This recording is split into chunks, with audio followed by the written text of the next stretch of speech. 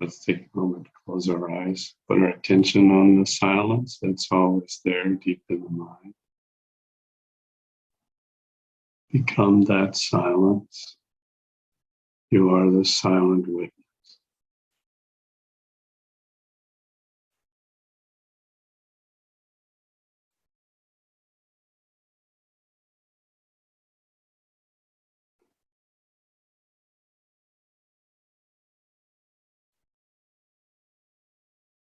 Now listen to the Yoga Vashishta as we read in Book 4, Chapter 35, continuing with the verse 66.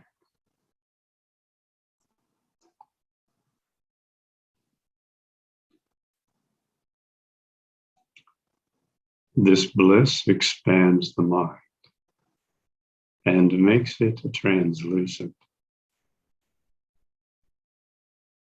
It makes the heart like a clear lake, blooming with blossoms of the lotus truth, without the dust of ego activity. It is never infested by the swarming passions of pride or idleness.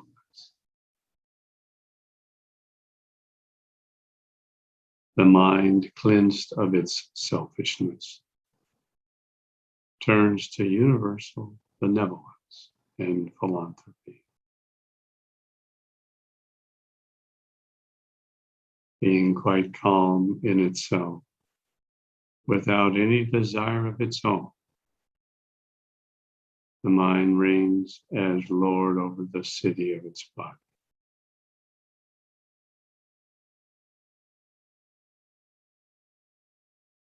The man whose investigations has made him acquainted with all things, whose soul is enlightened with truth, whose mind is melted down from his pride, who is calm and quiet in his understanding, and who looks with pity at the unpleasant course of men's births and deaths. He truly lives happily in the realm of his body without feverish anxiety about anything.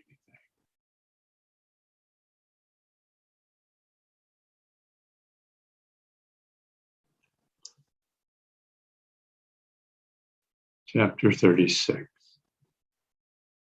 Description of the intellect's creation. Rama said, "Tell me, O Brahman, for the sake of my advancement in knowledge,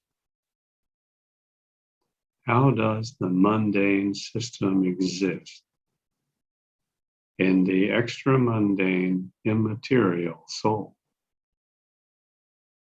Vashishta replied, "Worlds have no separate existence except in the Supreme Mind. They are all situated in divine consciousness, like future waves exist in a calm sea.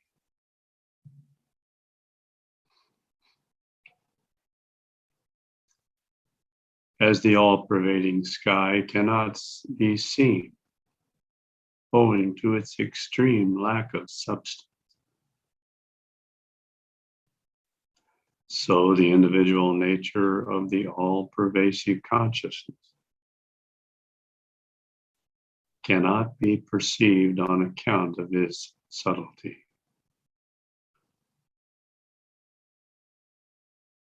As a gem has its own brilliancy, whether or not someone moves it, so the unreal world has its potential existence in the divine spirit, both in its states of action and in activity.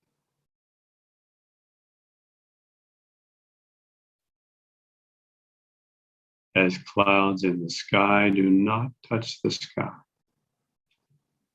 or have a tangible feeling of the sky's emptiness. So the worlds existing in the receptacle of the intellectual soul have no contact with the extraneous intellect, which is unconnected with its context. As the light residing in the waters of the sea or a pot of water is not connected either with the water or the pot, nor is it felt by us, but by its reflection. So the intangible soul abides, unconnected in its receptacle of the body, and reflects itself only to our knowledge.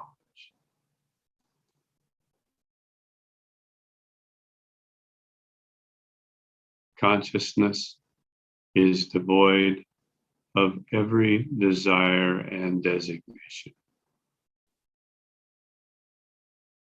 It is nameless and formless, but our intelligence gives names and forms to its reflections from some one of our intelligible ideas, such as the living soul and the life. Consciousness is clearer than translucent air and finer than it by 100 times.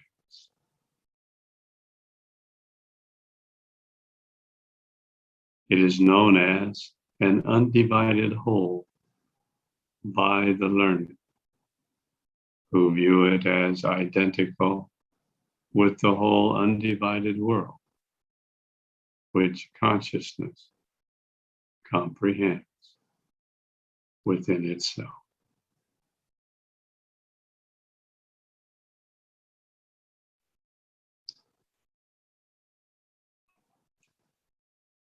As seawater shows itself in various forms,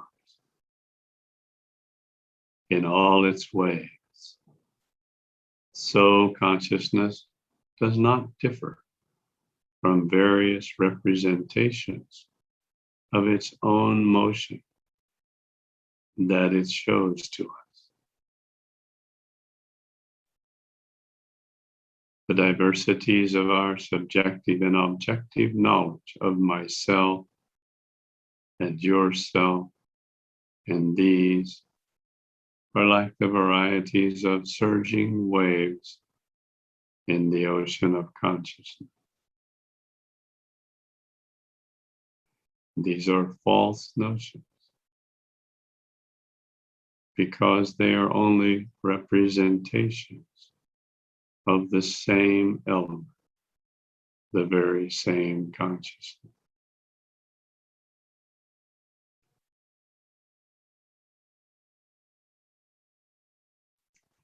The various states of consciousness, exercise of consciousness, intelligence, and that which is intelligible, all belong to the main principle of the soul. They are differently conceived by the learned and ignorant, but the difference is a mere conceit. Consciousness presents two different aspects to wise and unwise people. To the ignorant, it shows its unreal nature in the realistic conception of the world. To the learned, it exhibits its luminous form in the identity of all things with God.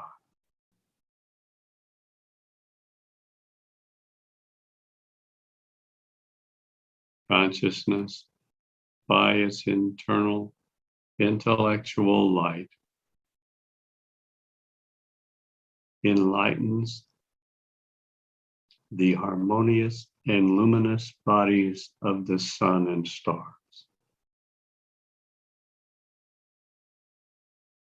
It gives a relish to things by its internal taste, and it gives birth to all beings from its inborn ideas of them. It neither rises nor sets, nor gets up or sits. It neither proceeds nor recedes, back and forth. It is not here, nor is it nowhere.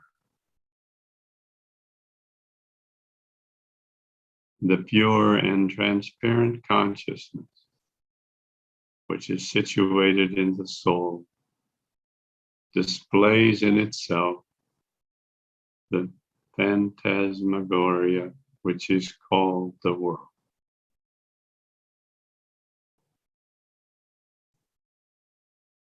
As a heap of fire emits its flame, a luminous body blazes with its rays. And as the sea swells and surges and breaks in with its inlets, so consciousness bursts out in its creations. Thus, consciousness, which is self-manifest and omnipresent of its own nature, develops and envelops the world by its own manifestation and sight, and by its acts of integration and segregation, and its acts of accretion and secretion.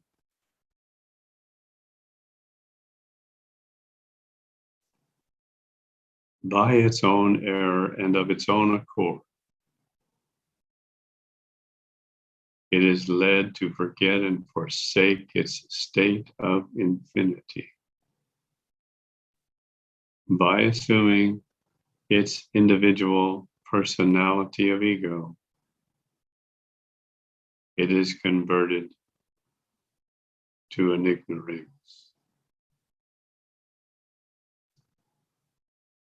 By its act of specialization, it falls from its knowledge of generals to that of particulars, and comes to make differences between positive and negative,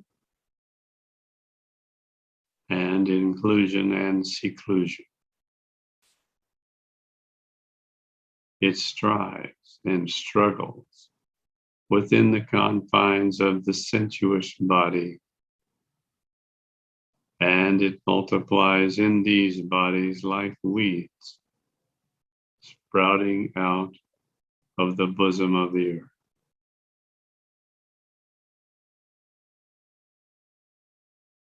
It is consciousness that stretches the spacious vacuum to make room for the subsistence and growth of everything.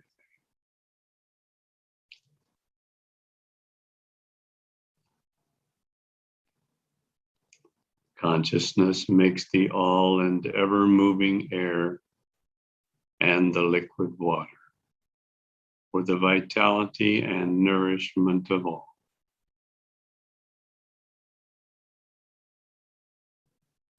It makes the earth firm and the fire bright, and the fixed worlds all around.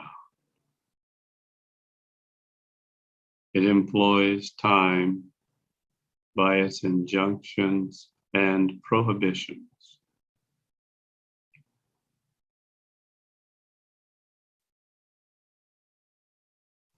It gives fragrance to flowers, growing by degrees, their filaments and pistil.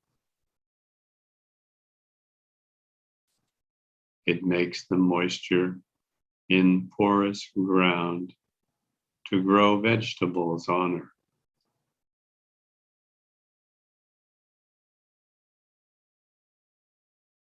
The rooted trees bear fruit from their juicy saps beneath, displaying their leaves with outlines in them like their veins and arteries. It renovates the forest with its gifts of various colors and dyes them with the variety of colors from the rainbow of Indra. Consciousness bids the thin layers of rocks, fruits, and flowers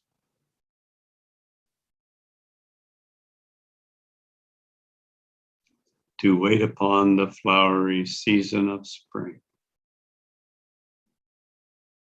Then brings their fruits to perfection under the heat of the summer sun. It makes the dark blue clouds of heaven wait for the approach of rainy weather and causes the harvest of fields to follow in the train of autumn.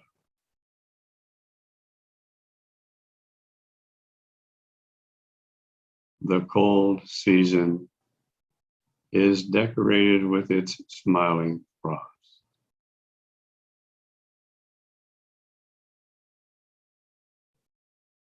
In its faces of the 10 sides of the sky.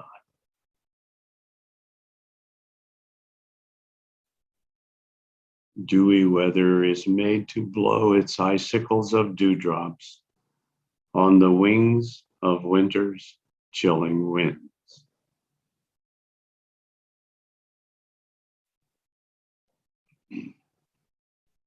It makes ever-moving time revolve in its rotation of years and cycles and yuga ages. It causes the tide of creation to roll on its waves of worlds,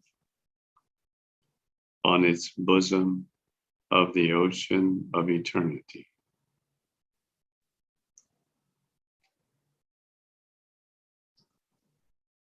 The degrees of consciousness remain fixed with a wonderful stability, and the earth continues firm with its quality of containing all things.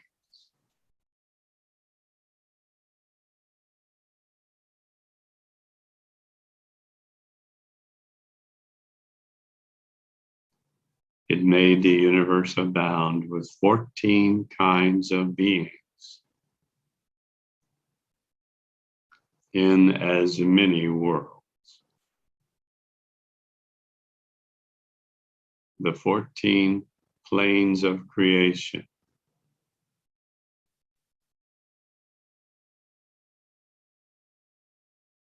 There are as different in their modes of life as in their forms and figures. These are repeatedly produced from and reduced to nothing, and move in their accustomed courses forever, like bubbles in the waterless ocean of eternity.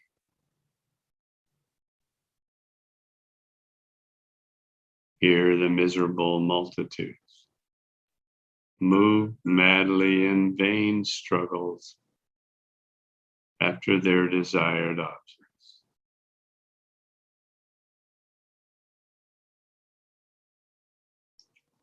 And in their imbecility under the subjection of disease and death,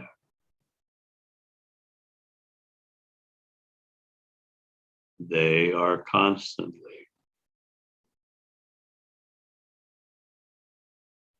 coming to life and going away in their exits, remaining in their living states and acquiring their ends, and forever running back and forth in their repeated births and deaths in this world.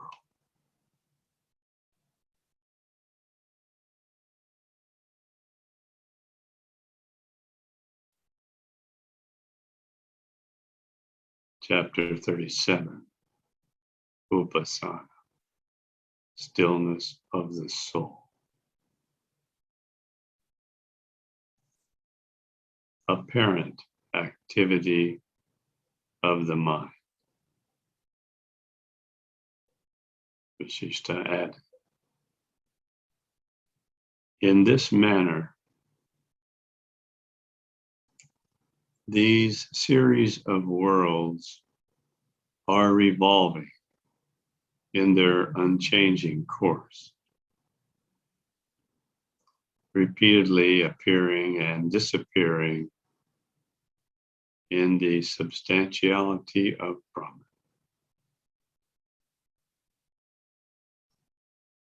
All this is derived from the one self-existence. All this has become the reciprocal causes of one another by their mutual transformation. And again, they are destroyed of themselves by their mutual destructiveness of one another.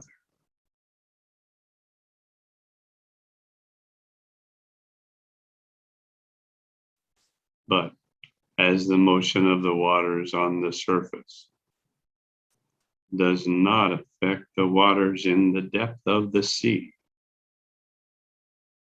so the fluctuations of the changing scenes of nature make no alteration in the ever tranquil spirit of Brahma.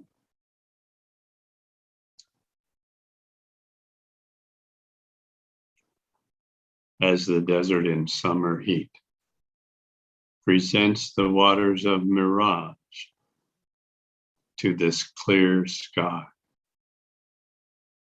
so the false world is shown in its delusive appearances to the mind.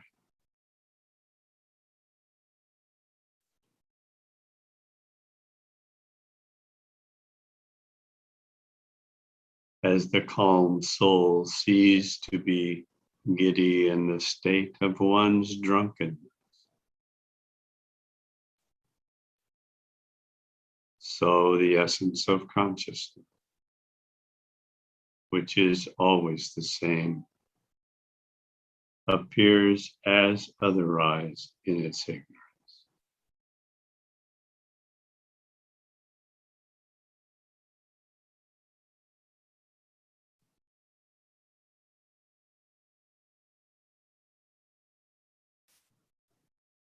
Now let us begin the practice of Trimana Sanyama.